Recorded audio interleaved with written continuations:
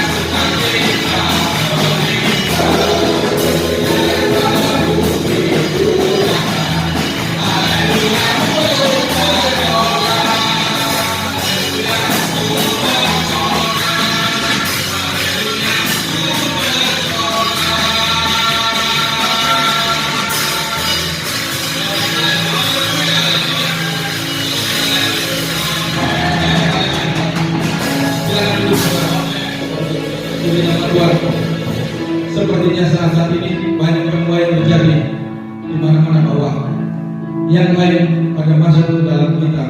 Puji nama Tuhan, biarlah semuanya hormat kemuliaan nama Tuhan. Puji nama Tuhan. Saat kita mau mendengarkan firman Tuhan, kita angkat pujian. Ku tahu hidupku adalah penyembahan.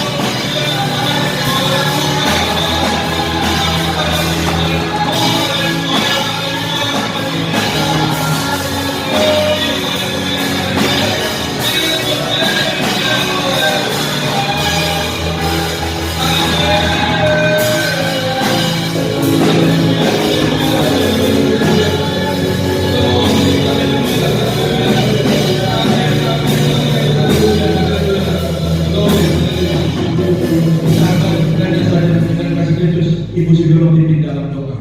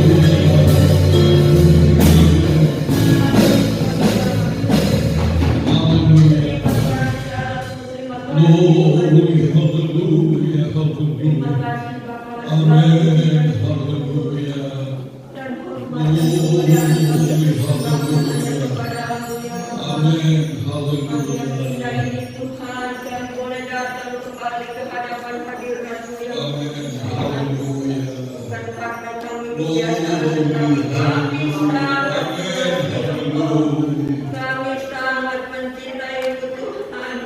Kami takut Engkau, kami sembah Engkau dan kami muliakan Engkau ya Tuhan Yesus. Pagi yang indah ini Tuhan, kami boleh Tuhan sudah memuji-muji dan menyembah Engkau Bapa. Kami sebentar akan membawakan Tuhan mendengarkan firman-Mu, agar firman-Mu yang sebentar akan dipaparkan oleh hamba-Mu ini Tuhan boleh menjadikan berkat kekuatan bagi hidup kami ya Tuhan. Berikan kepada kami hikmat akal budi Tuhan di dalam menyembah dan mengasihi akan Engkau Yesus, karena Engkau lah Allah yang begitu hebat dan luar biasa bagi hidup kami Tuhan Yesus Allahku. Haleluya, haleluya, haleluya. Sungguh besar kasih dan setia-Mu dalam hidup kami Tuhan. Engkau mau pakai hidup kami boleh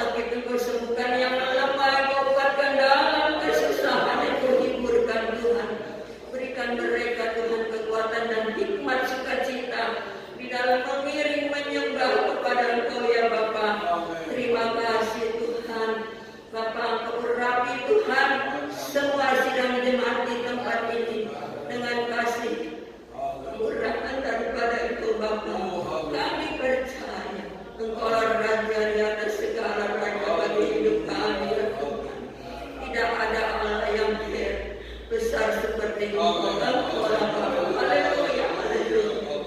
Terima kasih Tuhan Yesus. Urapi hamba-Mu yang sementara akan membawakan firman.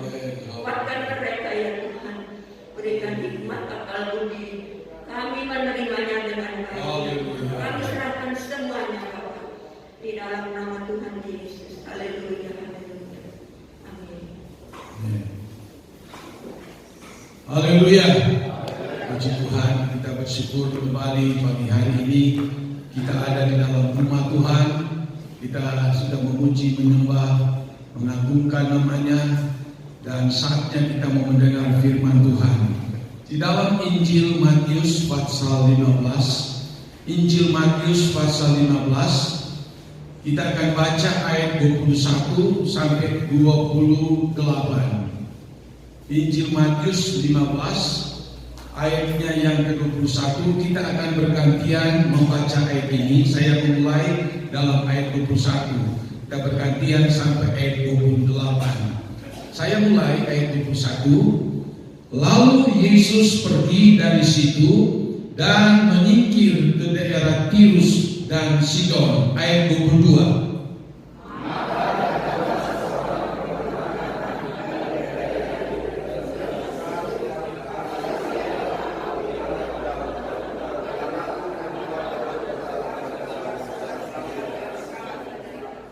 Tetapi Yesus sama sekali tidak menjawabnya. Lalu murid-muridnya datang dan meminta kepadanya, suruhlah dia pergi. Ia mengikuti kita dengan berteriak-teriak. 24. Tetapi perempuan itu mendekat dan menyembah dia sambil berkata, Tuhan, tolonglah aku.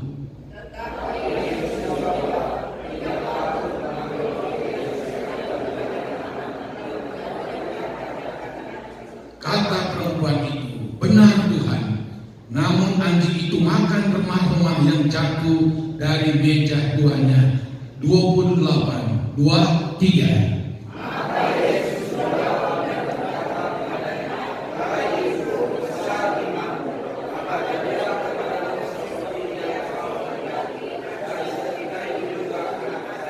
Puji Tuhan.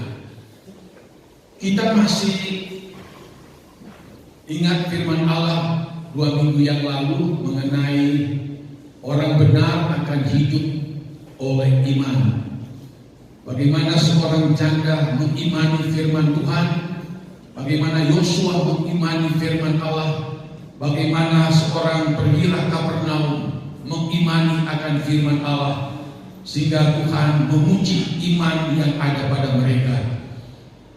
Dan memang kita yang hidup pada akhir zaman ini, banyak orang yang mengatakan dan juga sedang merasakan betapa sulitnya keadaan seperti ini atau sekarang ini.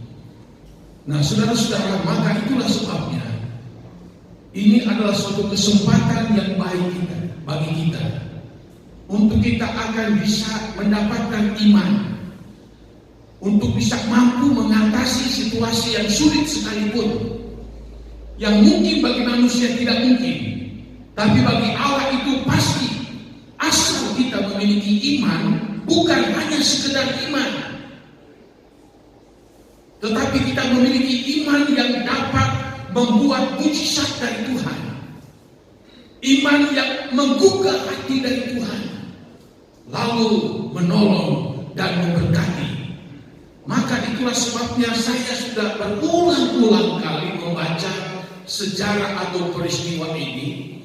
Tuhan Yesus, dia pergi ke sebelah utara, yaitu di Sidon, dan di Tirus, sebelah utara dari Israel. Sidon dan Tirus ini bukan orang percaya sama Tuhan. Mereka orang penyembah berhala. Mereka orang yang tidak tahu dan tidak takut sama Tuhan. Tapi dikatakan Tuhan Yesus pergi ke tempat itu.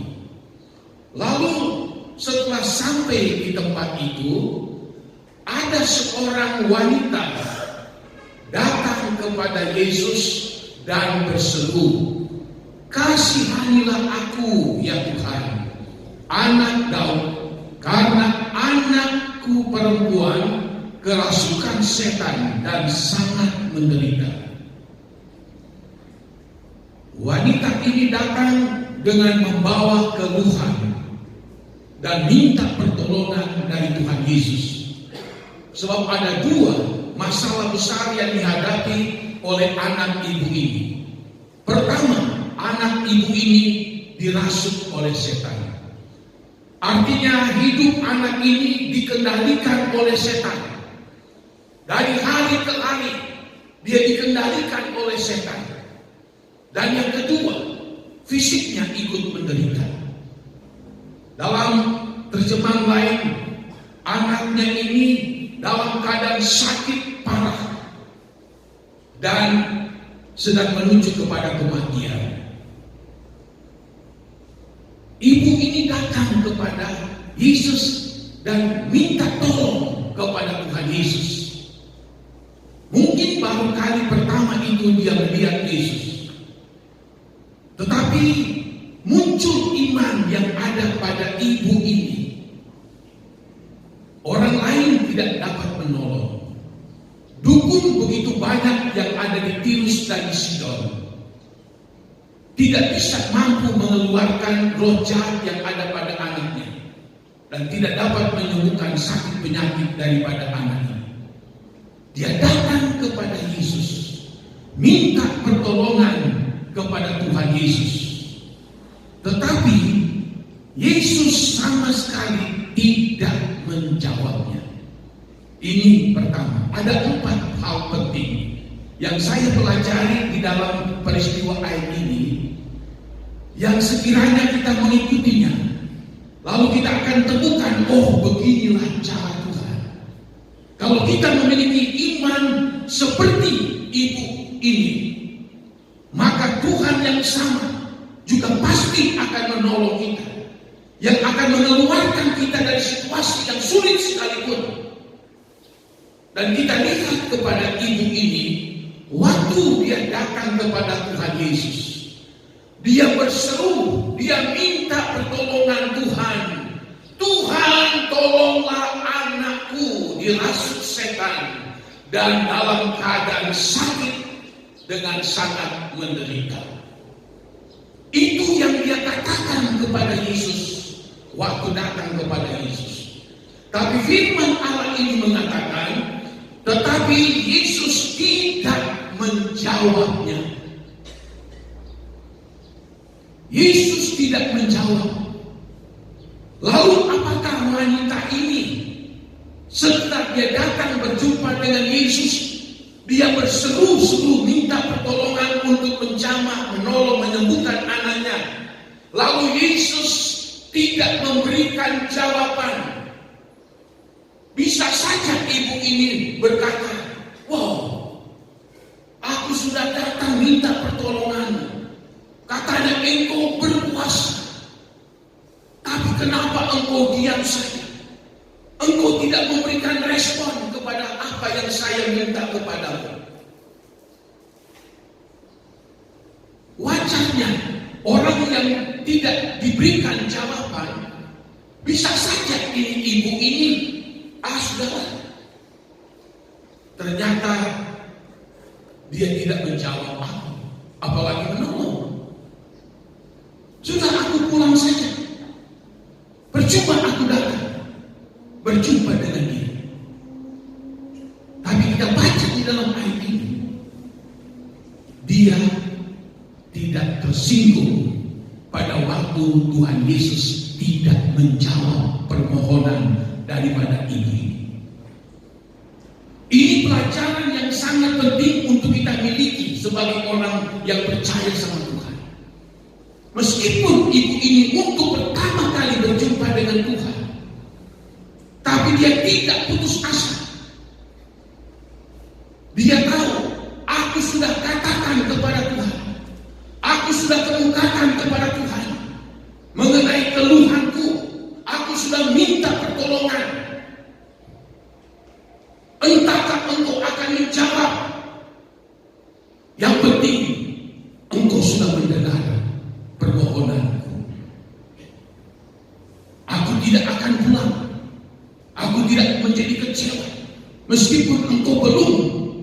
memberikan jawaban, tapi yang penting engkau sudah mendengar apa permohonannya. Ini poin yang pertama, saudara. Kadang-kala kita datang minta pertolongan daripada Tuhan. Kita datang berseru, Tuhan tolong saya, tolong keluarga, tolong usaha, tolong pekerjaan. Banyak hal yang kita minta pertolongan kepada Tuhan, tapi belum mendapatkan jawaban. Bukankah kita seringkali menghadapi situasi yang seperti ini? Kita mungkin berkata, Tuhan, aku sudah berteriak dengan sungguh-sungguh minta pertolongan Tuhan, tetapi tidak ada jawaban daripada Tuhan. Seringkali kita juga alami seperti itu, saudara. Sehingga kadang-kala kita menjadi kecewa dan putus asa. Saya sudah minta pertolongan, saya sudah berdoa, saya sudah berseru dengan kemampuan, kekuatan saya, tapi kenapa tidak ada jawaban dari Tuhan? Di manakah Tuhan itu? Bagi wanita ini, poin pertama dia dapati, meskipun engkau belum menjawab apa permohonanmu, tapi yang penting engkau sudah mendengar. Ini penting. Kita berseru, Tuhan tolong saya, tolong pekerjaan, tolong anak-anak saya, tolong keluarga, tolong usaha saya, berbagai macam yang kita minta kepada Tuhan. Tapi hak untuk menjawab itu adalah haknya daripada Tuhan. Kita hanya berseru, kita hanya memohon, minta pertolongan daripada Tuhan, dan hak untuk jawaban itu berasal daripada Tuhan. Nah, dari poin yang pertama ini, bila mana kita perlu mendapatkan jawaban, jangan kita kecewa, jangan kita putus asa, jangan kita tinggalkan Tuhan. Seperti ibu ini, dia tidak tinggalkan Tuhan. Entah kapan Tuhan akan mengabulkan doanya, tapi dia tidak mau pergi meninggalkan Tuhan. Yang penting aku sudah sampaikan kepada Tuhan masalah yang aku hadapi. Begitu juga dengan kita, saudara. Saya teringat di dalam Injil Lukas 18 ayat 1. Tuhan Yesus mengajarkan di situ bagaimana kita harus berdoa, memohon dan meminta dengan tidak jemu-jemu. Di situ ditulis dalam Lukas 18. Diceritakan di situ ada seorang janda yang mempunyai masalah yang berat. Lalu di kota itu ada seorang hakim. Hakim itu yang tidak takut Tuhan, dan hakim itu adalah seorang yang jahat. Janda ini datang kepada hakim. Hakim, tolong perhatikan masalah yang aku hadapi. Tidak ada respon dari hakim. Besoknya dia datang. Hakim yang tidak takut Tuhan tidak memberikan jawaban. Minggu berikutnya dia tidak putus asa, dia datang lagi. Terus dia datang, terus dia datang. Lalu hakim ini berkata begini, wah, aku akan segera memperhatikan ibu ini. Kalau tidak, dia akan menyerang aku. Sebab dia tidak putus asa, datang terus dan datang terus meminta pertolongan daripadaku. Dan akhirnya diceritakan di situ, maka hakim itu mengurus perkara daripada janda itu. Lalu Tuhan Yesus berkata begini, lihatlah si hakim yang jahat dan tidak takut akan Allah itu. Oleh sebab janda ini terus-menerus datang dan terus datang, dan akhirnya dia menolong ibu janda ini. Apalagi Bapamu yang ada di dalam surga, tidakkah dia akan menjawab dan mengabulkan segala permohonanmu asal engkau tidak putus asa. Jangan engkau merasa kecewa karena doamu belum dijawab kemarin ini, minggu lalu dan seterusnya. Teruslah kita memohon, teruslah kita berharap. Jawaban itu ada di dalam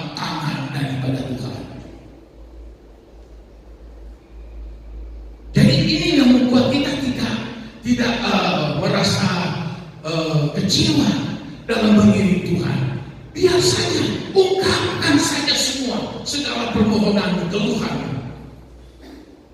Saya sebagai hamba Tuhan, banyak doa yang sudah dijawab oleh Tuhan, tapi juga ada banyak doa yang belum dijawab oleh Tuhan.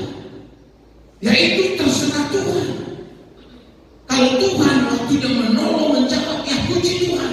Kalau belum, teruslah berdoa, teruslah berseru kepada Tuhan. Sebab kita hanya mempunyai Tuhan yang sanggup menolong di dalam situasi apapun. Yang kedua, kita baca di dalam ayat ini, lalu murid-muridnya datang dan meminta kepadanya, kepada Tuhan Yesus, suruhlah ia pergi, ia mengikuti kita dengan berteriak-teriak. Seharusnya murid-murid Tuhan Yesus memberi perhatian sama ini ibu yang sedang menderita anaknya. Seharusnya dia merespon murid-murid. Seharusnya dia akan membantu, mendorong. Tapi dalam ayat ini disebutkan, malah murid-murid berkata sama Tuhan, Tuhan usir baik iki wong wadon iki. Usir baik. Dari tadi teriak. Usir baik. Ini murid-murid ini bukannya mendorong, bukannya merespon, bukannya membantu, bukannya memberikan perhatian, malah menjadi penghalang untuk ibu ini datang kepada Tuhan Yesus. Jadi penghalang dalam hidup kita sebagai orang percaya kepada Tuhan. Banyak juga penghalang-penghalang di dalam kehidupan kita untuk kita datang mendekati Tuhan Yesus. Banyak penghalang. Ada orang yang menghalangi kita. Ada istri yang mungkin punya suami yang belum kenal Tuhan, bisa jadi penghalang.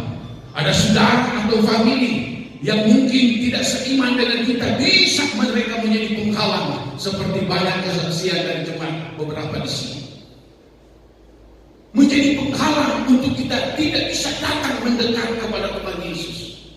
Dan penghalang itu bisa saja dari diri kita. Bisa saja penghalang itu dari kesibukan kita. Bisa saja penghalang itu datang dari pekerjaan yang kita kerjakan. Bisa saja penghalang itu datang karena bermacam-macam urusan yang kita harus dahulukan daripada kita datang berjumpa dengan Tuhan, daripada kita datang beribadah sama Tuhan, daripada kita datang berjumpa dengan Tuhan. Ada penghalang-penghalang yang selalu siap untuk menghalang kita supaya kita tidak mau datang berjumpa dengan Tuhan, kita tidak mau datang bersekutu dengan Tuhan. Ada banyak sekali alasan bagi manusia untuk bisa menjadi penghalang supaya kita tidak menerima pertolongan dari Tuhan. Kenapa tidak kata, aduh maaf, sibuk. Kenapa? Aduh maaf, repot sekali.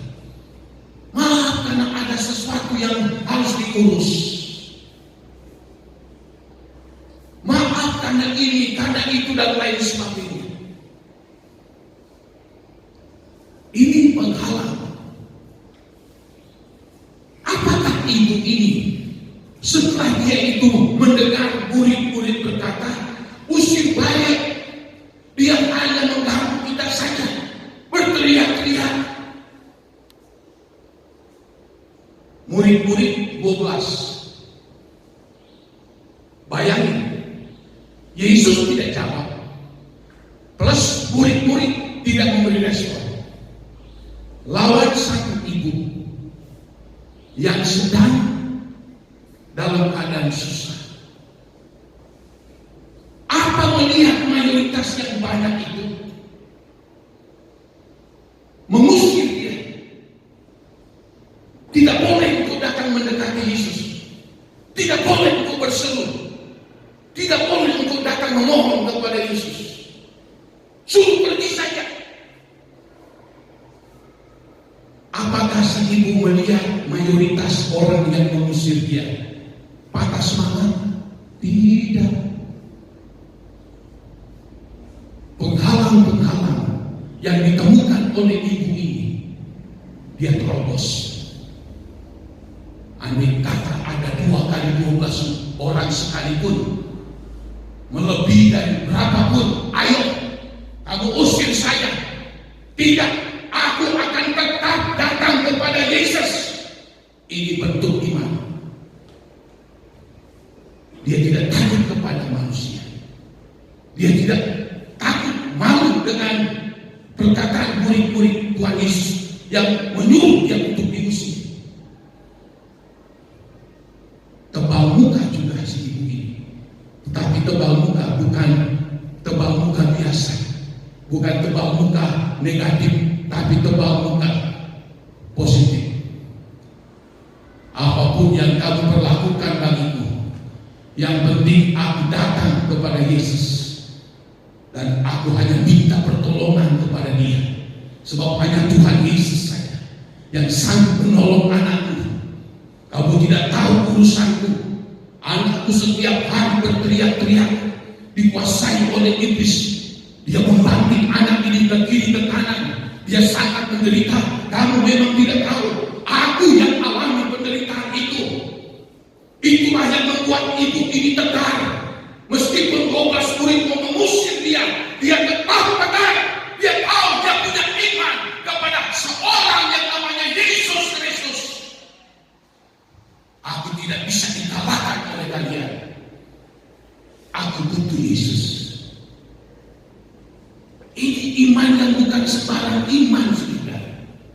Kita seringkali ada orang 1, 2, 3 orang yang mungkin tidak suka dengan kita, tidak suka dengan kita berbakti, tidak suka dengan kita sebagai orang Kristen, tidak suka kita maju di dalam Tuhan, tidak suka kita untuk lebih sungguh-sungguh. Kita sudah ngeper duluan. Ibu ini tidak. Ini yang kedua hal ini. Ibu ini luar biasa. Ya, dia kesampingkan dulu. Ya, merasa malunya lah. Dia sampingkan dulu gengsinya lah. Tidak peduli. Aku butuh Yesus. Lalu di dalam ayat berikutnya, akhirnya Tuhan Yesus menjawab. Jawab Yesus, aku diutus hanya kepada domba-domba yang hilang dari umat Israel. Akhirnya Tuhan ngomong. Tapi Tuhan ngomong bukan asal ngomong. Dia sudah lihat dari tadi semangat iman ibu ini. Aku tidak jawab, dia tidak pulang, dia tidak kecewa. Murid-murid suruh mengusir, dia tetap mendekat kepadaku. Oh, hebat ini. Ini penilaian Tuhan. Dia pantang menyerah, pantang mundur. Lalu Yesus menjawab, aku diutus kepada domba-domba Israel, kepada umat-umat Allah, orang Israel, orang Yahudi. Dikatakan dalam ayat 24, aku diutus hanya kepada domba-domba yang hilang dari umat Israel. Jadi logikanya, kamu kan orang Tirus, Sidon, bukan orang Israel, bukan agama Yahudi. Kamu itu penyembah berhala, kamu itu dari suku lain yang tidak takut akan Tuhan. Yesus katakan, aku datang kepada umat-umatku, bangsa Israel, domba-domba yang hilang. Jadi kasarnya, siraku beli masuk hitungan. Suku wis beda, kepercayaan wis beda, karakter wis beda. Kami orang terhormat, kamu orang rendah. Kami orang yang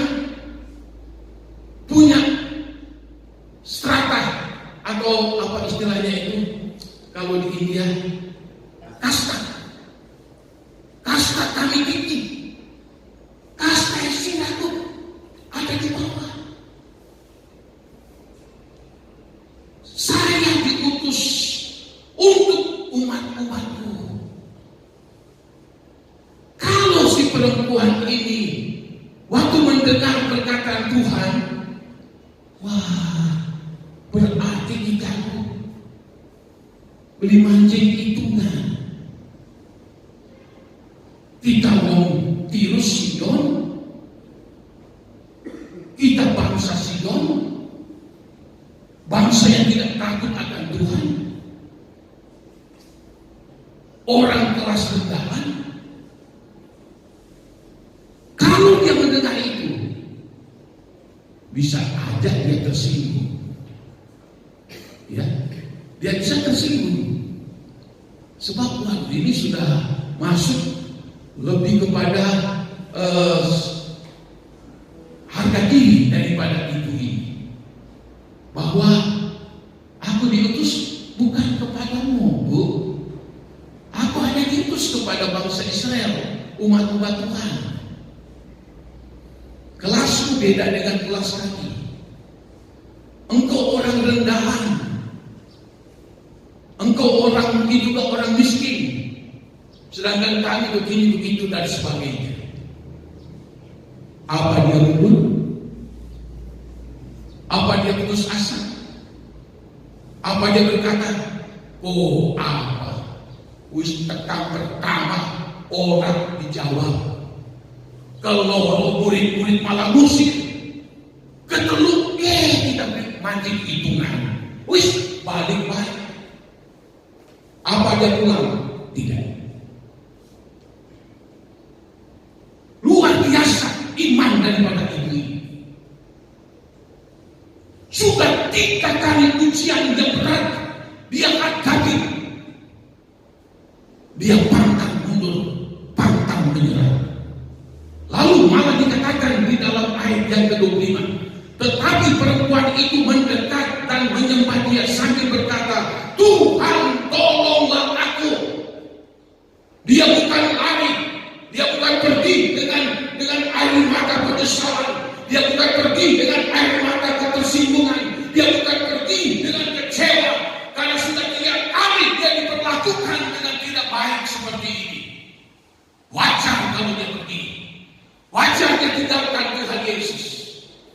Tapi waktu Tuhan katakan, aku diutus hanya kepada domba-domba Israel, bukan engkau, bukan keluarga, bukan sukumu, bukan.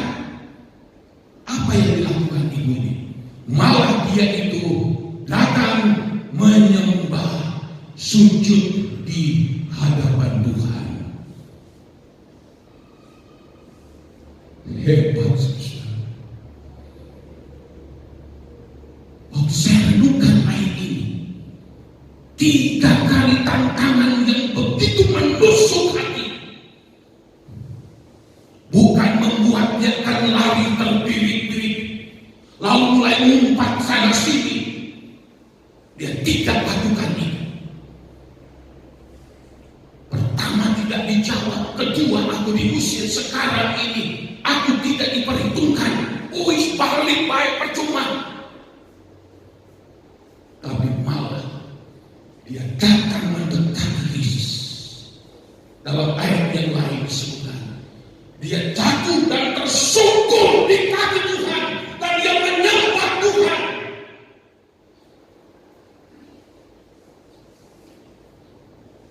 Orang bisa memuji menyembah Tuhan dengan sungguh-sungguh, meskipun seorang itu lagi dalam keadaan susah, meskipun dia tidak diterima, meskipun dia itu diusir, meskipun dia belum mendapat jawaban,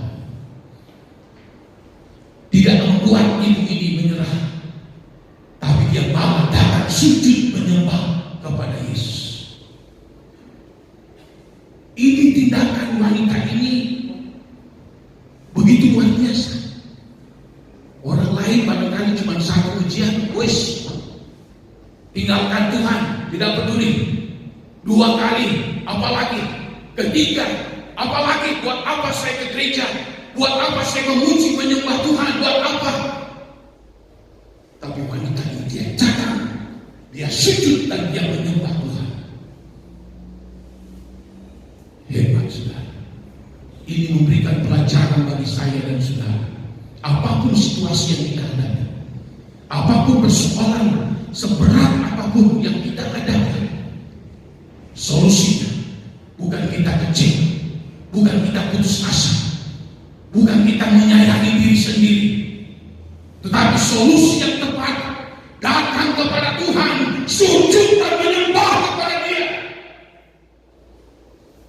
Kita datang berseru, Tuhan tolonglah aku. Bukti dia hanya membutuhkan Yesus. Bukti imannya begitu kuat. Apapun yang terjadi dalam diri saya, aku tidak peduli. Aku cuma butuh Yesus. Aku cuma butuh Tuhan. Sebab aku dengar Dia Maha Kuasa. Dia bisa mengusir setan. Dia bisa memberikan kesembuhan. Yang sudah mati pun bisa bangkit. Itu yang dimiliki oleh ibu ini. Dia sujud menyembah kepada Tuhan. Saya kira waktu Tuhan Yesus melihat wanita ini, aduh, jatuh belas kasihan. Dia bukannya pulang, dia bukannya kecewa, malah datang sujud menyembah kepada Tuhan. Itu kalau kita lihat dalam Alkitab, hatinya lumer, jatuh belas kasihan kalau dia melihat orang datang sujud menyembah Dia dalam roh dan kebenaran. Waktu ribuan orang kelaparan, tidak ada makanan, 3 hari 3 malam mereka itu Yesus tidak ada makanan. Tuhan berkata, kalau aku biarkan mereka pulang, mereka pingsan dan sakit di jalan. Lalu jatuhlah belas kasihan Tuhan. Lalu dia tanya, apakah ada roti? Lalu akhirnya diberikan roti beberapa ketul. Lalu dia berkati, lalu mereka makan sampai kenyang. Jatuh belas kasihan dari Tuhan. Saya pelajari, saudara, kalau kita itu memiliki hati yang sujud menyembah Dia, tidak dibuat-buat, kita datang dengan hati yang hancur seperti wanita ini, Tuhan gampang jatuh belas kasihan. Di dalam Yesaya 57 ayat 15, Allah bertempat tinggal di tempat yang maha tinggi, tak terhampiri oleh manusia. Dia adalah Allah yang kudus, Dia Allah yang maha mulia, maha tinggi adanya. Tapi Dia akan berdiam kepada orang yang hancur hatinya di hadapan Tuhan. Itu Alkitab katakan. Lalu orang yang hancur hatinya, Dia akan datang untuk menghidupkan mereka. Dia akan menjamu mereka. Mereka mendapatkan kekuatan yang baru. Begitu juga dengan si wanita ini. Dia datang sujud menyembah Yesus. Jangan lari dari masalah kalau kita belum ada jawaban. Tapi yang kita lihat, datang lari kepada Yesus. Ada nyanyian dan dalam kitab Mazmur berkata, hanya mu bisa lari kepada Yesus. Tidak ada yang lain. Datang lari kepada Yesus. Bila mana ada masalah yang sulit, sesulit apapun, sulit untuk dapat diselesaikan secara manusia, larilah datang kepada Yesus. Sujud dan menyembah Dia sampai hatinya melunak, sampai jatuh belas kasihannya. Mungkin saudara belum paham betul membuat sujud menyembah dan membuat Yesus jatuh hati. Saya hamba Tuhan dan sering mempraktekannya. Kalau masalah yang berat, sulit sekali, manusia tidak bisa dapat menyelesaikan masalah, saya datang sujud dengan hancur hati di hadapan Tuhan. Tidak ada kata-kata yang cukup untuk disampaikan selain hancur hati di hadapan Tuhan, dan membuat Allah jatuh belas kasihan. Coba saudara perhatikan, berdoa dan menyembah dengan cara begini bukan cuma 1 menit, 5 menit seperti doa makan, bukan seperti doa tidur, Tuhan saya mau tidur malam ini, Tuhan jaga lindungi, tutup bungkus dengan darah-Mu, amin. Bukan doa seperti bangun, Tuhan tolong saya sudah bangun berkati saya hari ini, amin. Bukan.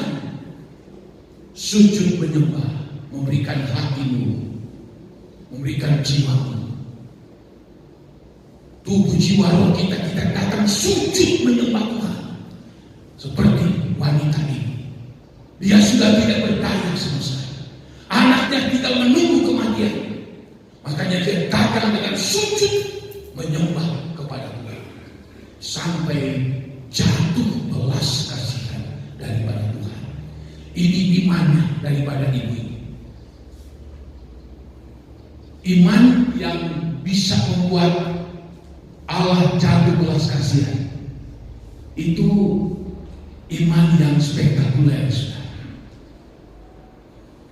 Allah tidak, saya ulangi lagi, Allah itu tidak tega, ya tidak tega melihat umatnya yang sudah datang dengan hancur hati, umatnya yang sudah datang dengan tersungkur dan sujud menyembah. Allah tidak tega melihat. Seringkali kita menangis, tapi bukan menyembah Tuhan. Menangis karena kita memang ada masalah. Kita menangis karena beratnya tantangan ujian yang kita ada, boleh, tapi kita harus bedakan. Bagaimana kita datang dengan hancur hati di hadapan Tuhan, dan bagaimana kita menangis oleh karena persoalan. Itu dua hal yang hampir sama tapi ada perbedaan. Justru juga di dalam masalah yang berat kita hadapi, itu akan mendorong kita untuk lebih sungguh-sungguh menyembah, lebih sungguh-sungguh andalkan Tuhan, lebih bersungguh-sungguh minta pertolongan Tuhan. Seperti wanita ini dikatakan, perempuan itu mendekat dan menyembah Dia. Saya yakin banyak orang sekitar ini, murid-muridnya pun ada. Dan hanya wanita ini yang ditulis, dia datang dan sujud menyembah kepada Tuhan Yesus. Sambil dia katakan kembali, Tuhan, tolonglah aku. Enggak macam-macam Tuhan. Tapi kalau Tuhan sudah jatuh belas kasihan, tidak ada yang mampu menghalanginya. Saya ulangi lagi, mari kita mau sujud menyembah Tuhan dan membuat Tuhan jatuh belas kasihannya kepada saya dan saudara. Lalu yang keempat, ini 3 dia lolos saudara. Wah, luar biasa sekali. Yang keempat, bagi saya membaca ayat ini, waduh, 3 aja udah cukup sebetulnya. Tapi masih ada satu lagi. Ada satu. Ini ujian apa? Ujian bagi wanita ini. Dia orang Tirus dan Sidon. Dia itu adalah orang yang mengandalkan kekuatan manusia, mengandalkan manusia, mengandalkan dukun, keras hati, dan penuh keangkuhan. Ini yang Tuhan ingin tahu. Allah ingin, Tuhan Yesus ingin menguji untuk yang keempat. Bahkan sudah lolos kalau kejadian dia mujizat dari Tuhan. Apa itu? Yesus berkata begini dalam ayat 26, tidak patut mengambil roti yang disediakan bagi anak-anak dan melemparkannya kepada anjing. Ini Tuhan memberikan kalimat demi kalimat merupakan suatu gambaran. Jadi anak-anak di sini adalah umat pilihan Tuhan, bangsa Israel. Tidak baik dikatakan Tuhan, tidak patut mengambil roti yang disediakan bagi anak-anak, bagi umat Allah, bagi orang yang percaya kepadaku, bagi orang Israel, orang Yahudi, lalu melemparkannya kepada anjing. Ya, ini ujian Tuhan ini. Wow, saya baca ulang-ulang. Ini ujian yang sangat menyakitkan, saudara. Sebab Tuhan ingin menguji ini wanita ini. Engkau orang Tirus di Sidon, watak sirai ini sobut, watak sirai keras hati, watak sirai ini orang yang tidak mau diatur, wataknya orang Sidon dan Tirus ini. Sekarang Tuhan katakan, ibarat roti ini buat umat-umat, dikatakan tidak akan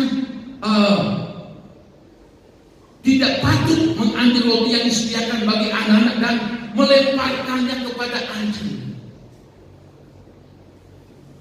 Jadi roti yang buat umat Allah, orang Israel ini digambarkan seperti itu.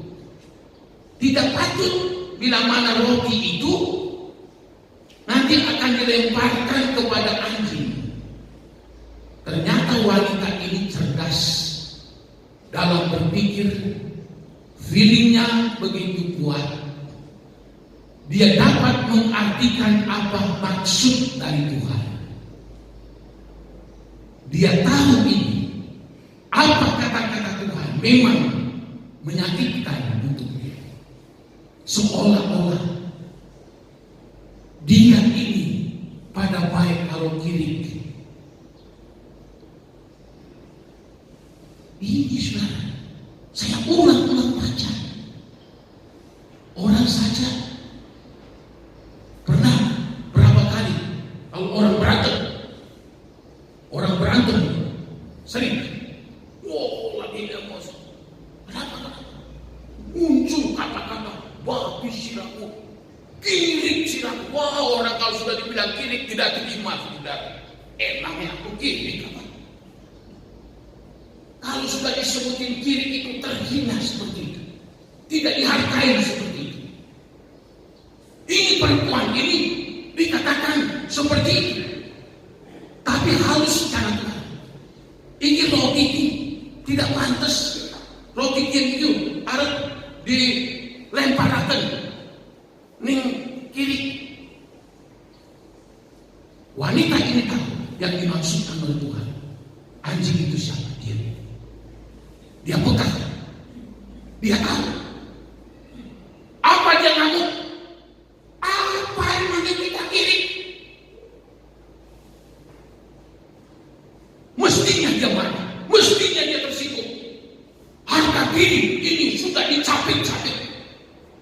Mau diberi dicawa. Kedua, diusir. Keteluk. Tidak dianggap. Sekian diwariskan kayak kiri. Tapi ini peka. Dia tahu. Sebab apa? Dia punya iman. Meskipun dia orang Tirus. Dia tahu ini orang bukan sembarangan. Ini adalah Tuhan Yesus yang berkuasa. Batin dimarahi apa? Direndahkan. Tidak dianggap seperti itu. Diwarai daripada baik kalau kiri pakai ubah. Poinnya apa sih? Tuhan ingin melihat terakhir, menguji apakah engkau sombong, angkuh atau tidak. Sebab apa? Saya baca di dalam Alkitab, dalam Yakobus dalam 1 Petrus 5 dan 10, Tuhan melawan orang yang sombong, tapi Tuhan mengasihani orang yang rendah hati. Yesus katakan Matius 23, orang yang merendahkan diri akan ditinggikan, tapi orang yang sombong akan direndahkan habis-habisan. Firman Allah katakan di dalam Amsal bahwa orang sombong akan didahului dengan kehancuran. Orang yang congkak akan didahului dengan kejatuhan. Wanita ini pengen berkat dari Tuhan. Yesus puji. Kau tersinggung tidak? Kau marah tidak? Harga dirimu sedang diinjak-injak. Tapi apa jawab wanita ini? Luar biasa. Kata perempuan itu, benar Tuhan, namun anjing itu makan remah-remah yang jatuh dari meja tuannya. Ternyata wanita ini, dia langsung begitu peka menangkap perkataan Tuhan. Ada orang yang menangkap perkataan Tuhan itu tidak peka, jadinya tersinggung, jadinya marah. Bagi perkataan Tuhan itu termasuk kasar, keras perkataan Tuhan. Ada orang Kristen model begitu, agak keras firman Tuhan, wah, muncul keakuan, muncul kesombongannya. Wanita ini dipuji begitu rupa. Benar ya Tuhan, dia membenarkan, dia itu seperti anjing, bagian seperti anjing, tidak apa. Harta kirinya diinjak, tidak apa. Malah dia berkata begini, tetapi anjing itu makan remah-remah yang jatuh dari meja tuannya. Ini kalimatnya lagi saudara-saudara, sudah rendah hati lagi, tapi diselimuti dengan iman yang begitu hebat. Ini kita belajar. Supaya tidak kepada baik kalau kiri, tapi dia katakan iya, memang benar, memang benar, betul Tuhan, betul. Kita kumpulin kayak kiri. Dia tidak berubah. Dia akui. Tapi perempuan itu berkata bahwa anjing itu dia mau memakan remah-remah yang jatuh dari meja Tuhan. Jadi orang Israel kalau makan di atas meja, lalu roti ditaruh di situ segala macam, lalu remah-remah, mungkin ada yang angusnya, mungkin ada yang kurang matangnya. Jadi itu dipisahkan, tidak dimakan, lalu dibuang ke bawah, dibuang di bawah meja. Ya, lalu kirit-kirit yang ada di bawah meja itu mau memakan itu remah-remah itu. Bayangkan saudara, dia tidak marah dengan apa yang dikatakan Tuhan, malah dia membenarkan. Lalu dia katakan iya, betul. Tetapi roti itu pun yang dimakan oleh anak-anak itu, yang dijatuhkan karena beli gelem di pangan barangkali, mungkin ada angusnya tadi, mungkin ada yang kurang baiknya tadi, dibuanglah. Tapi Tuhan, kami mau makan meskipun kami remah-remah. Saudara-saudara, Tuhan begitu kagum. Lalu apa yang terjadi dalam ayat 28? Maka Yesus menjawab dan berkata kepadanya, hai ibu, besar imanmu, jadilah kepadamu seperti yang kau kehendaki.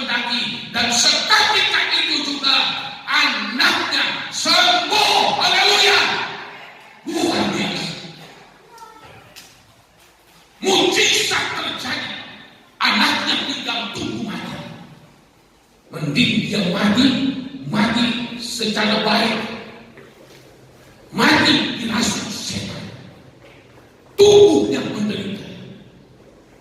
Tetapi oleh iman ibu ini, haleluya, oh luar biasa, dia dibawa balik.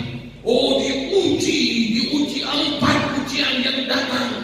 Yesus tidak menjawab. Lalu murid-murid mengusir. Yesus berkata, kamu bukan bagian. Lalu terakhir, tapi wanita ini tetap memiliki iman. Apapun yang Tuhan katakan, ia benar itu Tuhan. Benar. Dia lolos dari apa? Dari kesombongan dirinya. Bisa orang Sidon dan Tirus, orang yang keras, orang yang sombong, orang yang angkuh. Tapi dia lihat wanita ini direndahkan seperti itu. Dia berkata, puji Tuhan. Lalu Yesus yang kagum, ibu, besarlah imanmu. Pulanglah, jadilah seperti apa yang engkau mau. Mujizat itu terjadi. Saudara, kita mungkin lolos dari ujian pertama, kedua bisa lolos, ketiga mungkin bisa lolos, keempat kalau harga diri kita diinjak, mungkin kita tidak terima, mungkin kita bisa melawan. Kok saya dikata-katain seperti ini? Seringkali kita mengalami ujian seperti ini. Allah ingin melihat kita, menguji kita, apakah kita orang yang rendah hati atau tidak. Banyak sekali ayat di dalam Alkitab. Orang yang rendah hati disertai oleh Tuhan. Orang yang rendah hati ditolong oleh Tuhan. Orang yang rendah hati diberkati oleh banyak sekali ayat di dalam Alkitab. Seringkali jadi kendala dalam diri kita, keangkuhan kita. Oh, saya tidak angkuh, saya beri sobut. Saya enggak apa-apa, beri sobut. Tapi saya lihat, saudara, definisi tentang kesombongan. Itu sebabnya banyak orang tidak akui dia sombong, padahal sombong. Karena definisi kesombongan itu, yaitu orang kalau dia merasa dia lebih hebat dari orang lain, dia merasa lebih daripada orang lain, itu artinya sombong. Kalau orang itu selalu sinis, baik. Delembung sinis, baik. Tandanya apa? Sombong. Kalau orang itu gaweane, kritik baik, apakah kritik, ikut tandanya apa? Sombong. Apalagi, ya. Jikalau dia iri, nggak bisa lihat si A diberkati, nggak bisa lihat si B ini, selalu muncul iri hati. Itu adalah jenis kesombongan yang ada di dalam diri. Ada banyak. Kalau dia keras hati, itu juga dia angkuh, tidak mau dinasihati. Dia keras hati, kuku berdiriannya. Banyak orang itu, orang Kristen juga iri dia. Oh, keras hati, dia keras. Tidak ada yang dapat meluluhkan hatinya. Dia bikin prinsipnya itu benar. Itu namanya keras hati. Itu adalah jenis kesombongan. Lalu sulit diajar.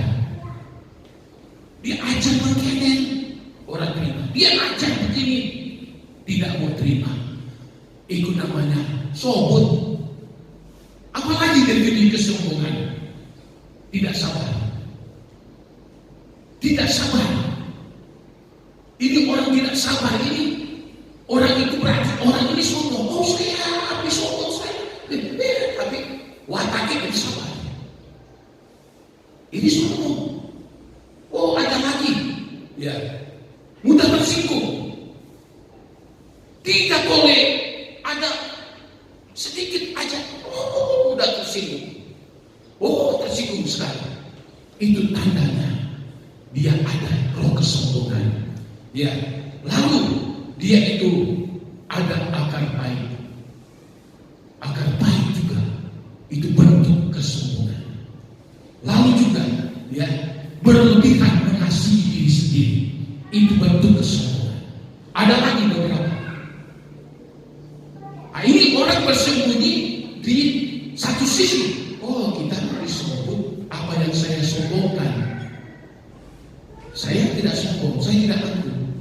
Tapi kalau ada 10 hal macam ini ada dalam diri kita, saya ulangi, selalu merasa lebih, selalu menjadi sinis, selalu mengkritik, selalu iri hati, selalu keras hati, selalu sulit diajar, tidak ada kesabaran, mudah tersinggung, akar pahit, dan selalu mengasihi dirinya sendiri melebihi dari yang lain.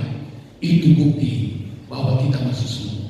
Ini sulit menerobos akan kuasa dari Tuhan. Iman kita kecil. Sedangkan yang membutuhkan mujizat terobosan iman yang besar. Yesus katakan kepada wanita ini, "Hai ibu, besarlah imanmu." Bukan kecil.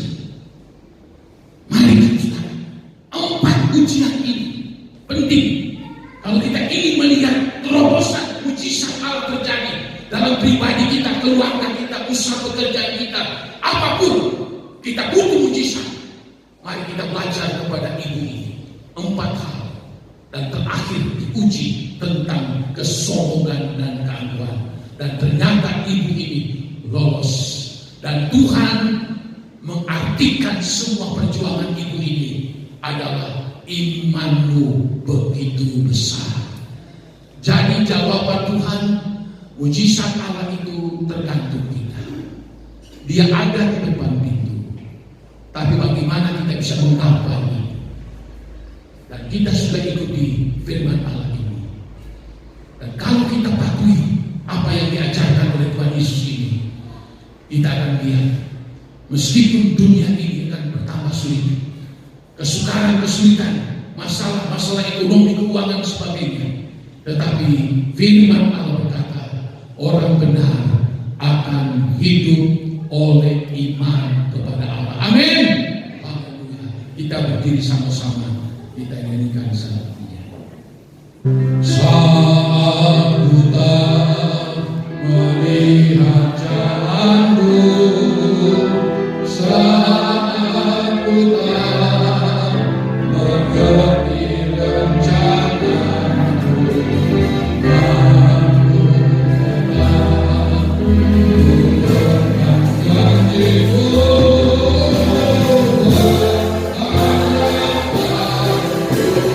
Aku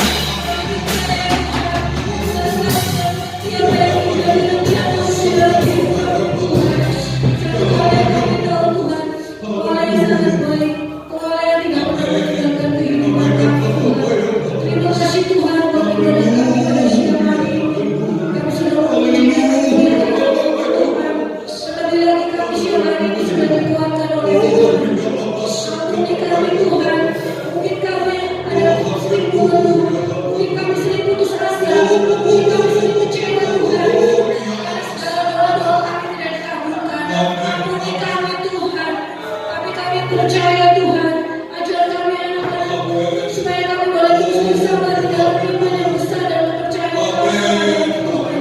Karena kami percaya Tuhan, Kau tahu yang terbaik buat kehidupan kami. Kau akan menjawab segala doa-doa kami di saat dan pada waktu yang tepat Tuhan. Asal kami tetap setia dan selalu mengandalkan Engkau di dalam kehidupan kami. Terima kasih Tuhan untuk firman pada siang hari ini. Kami menaikkan firman di dalam kehidupan kami Tuhan. Kuatkan dan mampukan kami, sehingga kami bisa melewati semuanya yang terjadi di dalam kehidupan ini Tuhan. Terima kasih Tuhan, terima kasih. Kau berkati Bapak Gembala yang sudah menyampaikan firman-Mu Tuhan. Kau berkati terus pelayanan beliau di tempat ini. Terima kasih Tuhan. Sebentar kami mau memberikan korban persembahan. Kau berkati setiap persembahan yang kami berikan Tuhan, sehingga boleh